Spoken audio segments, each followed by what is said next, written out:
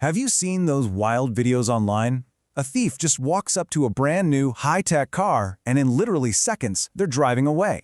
No smashed glass, no blaring alarms, and definitely no key. It's a whole new kind of car theft, and today, we're going to break down exactly how it works, and more importantly, how you can actually stop them. So let's just tackle that terrifying question head on, right? You've got your key fob safely in your pocket, you've got the factory alarm set, maybe you even have a fancy GPS tracker. So how on earth is it possible for someone to just walk up and drive your car away? Well, the answer is kind of shocking, and it has absolutely nothing to do with picking a lock. Okay, let's dive right into this. To really get a handle on this new threat, we have to understand that the entire game has changed. This is not your grandfather's car theft. Not even close. See, thieves have totally evolved. They're not using crowbars anymore, they're using code. They figured out how to speak your car's own internal digital language, and they're using it to whisper one simple command: start. This is a digital heist, not a physical one, and that is a really crucial distinction to make. So, how are they speaking to your car?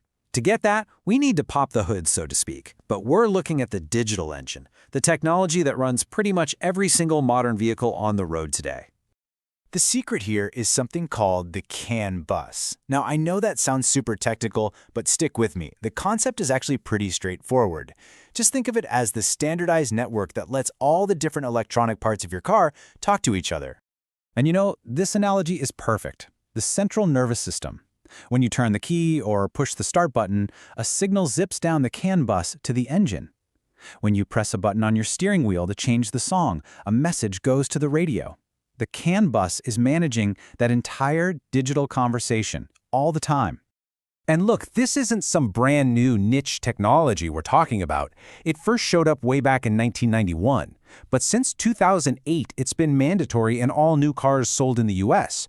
What that means is the very system thieves are exploiting is present in virtually every modern car out there. It's a massive, standardized target. Okay, so if the CAN bus is the car's internal brain, how in the world are thieves getting access to it from the outside? The answer is, well, it's frankly bizarre. They're going through the headlights. I know what you're thinking. The headlights? Of all things, why the headlights? Well, it turns out that modern headlights are these incredibly complex little computers. They have auto-leveling, fancy dimming systems, all kinds of sensors. And all that complexity means they have to be tied directly into the CAN bus.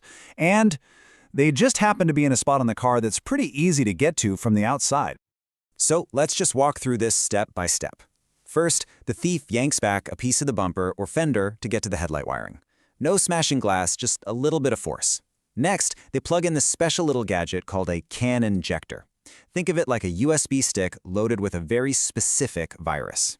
It's pre-programmed to send one command. That tool then injects or whispers a fake message onto the car's network that looks exactly like the unlock and start signal from your real key fob. The car's main computer? It has no reason to doubt it. The message looks totally legit, so it just obeys. It unlocks the doors, enables the ignition, and just like that, the thief is driving away. Right about now, you're probably thinking, wait a minute, don't cars have really sophisticated factory alarms to stop this? And yeah, they do, but those alarms have a fundamental flaw, a weakness that thieves have gotten really, really good at exploiting. The entire problem really boils down to just one word: standardization. I mean, for a car company to build millions of cars on an assembly line, every single vehicle has to be pretty much identical. The security system is installed in the exact same place with the exact same wiring every single time. And thieves know this. They just have to study one car to learn the weaknesses of thousands of them. This, right here, this gets to the absolute heart of the issue. It's a trade-off we never even think about. The amazing efficiency of the modern assembly line, the very thing that makes our cars affordable, is the exact same thing that creates this predictable security flaw. They can't just stop the line to make your car's security unique. So if standardization is the weakness, then the solution, well, it has to be something that isn't standard. So what can you do? Well, the solution isn't one single magic bullet. The smartest way to protect your car is to think in layers, to build a series of obstacles that make a thief's job way harder, a lot riskier, and just way more time-consuming. I love this slide because it frames the thief's choice so perfectly. A hidden aftermarket engine immobilizer completely changes the entire equation. See, even if a thief pulls off the can injection attack perfectly, this hidden device physically stops that start command from ever reaching the engine. And suddenly, the thief isn't a cool, slick hacker anymore. Now they're a greasy mechanic, forced to get their hands dirty, rip open the dashboard, and physically search for a device they don't know the location of, all while the clock is ticking and they're exposed. So here's the game plan. The best defense has 3 distinct layers. Layer 1, block the signal.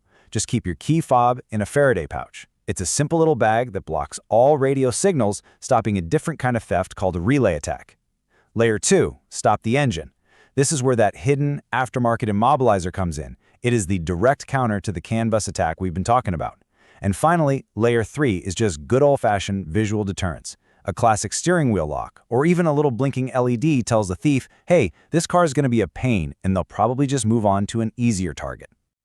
And that's really what I want to leave you with. In this new world of high-tech car theft, the real battlefield isn't the door lock anymore. It's the digital network, the nervous system, running your entire vehicle. So yeah, you lock your doors, you set the alarm, but have you done anything to secure your car's nervous system? Because right now, that's where the fight is being won and lost.